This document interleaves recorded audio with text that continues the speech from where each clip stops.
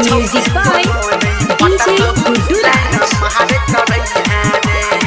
Cycle चलती चलती जबरू कताऊ pedal मारत रही है साइकिल चलती चलती जबरू कताऊ पाइडिल मारत रही है रे जाबे छौरी कोनो जाबे छौरी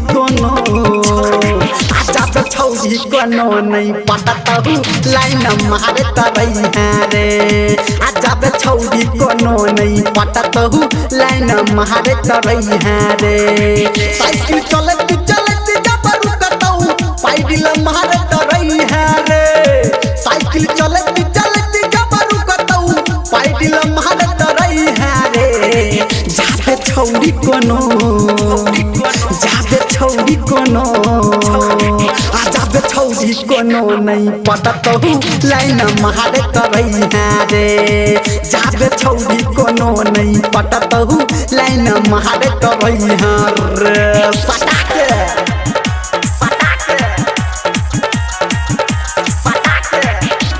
DJ good Madhubani DJ good Madhubani मारत रही है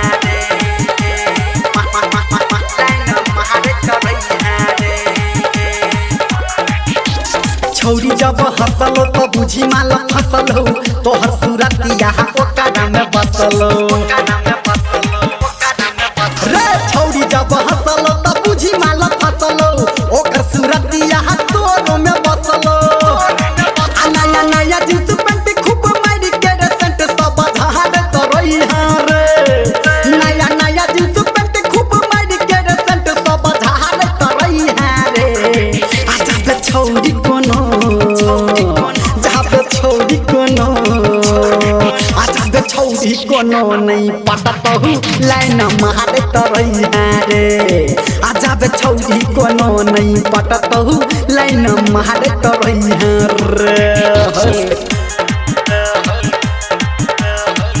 अभी आप सुन रहे हैं DJ गुड मधुबनी।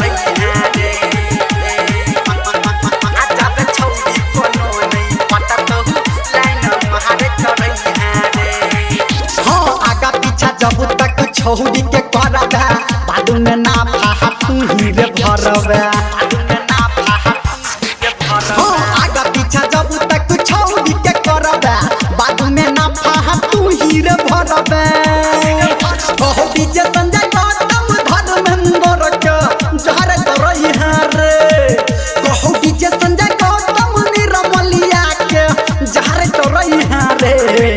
जाबे छौरी कोनो जाबे छौरी कोनो नहीं पटतहु लाइन मारत रही है रे जाबे छौरी कोनो नहीं पटतहु लाइन मारत रही है रे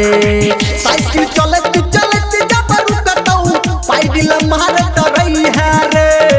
साइकिल चलती चलती जबरू कताऊ पाइडिल मारत रही है रे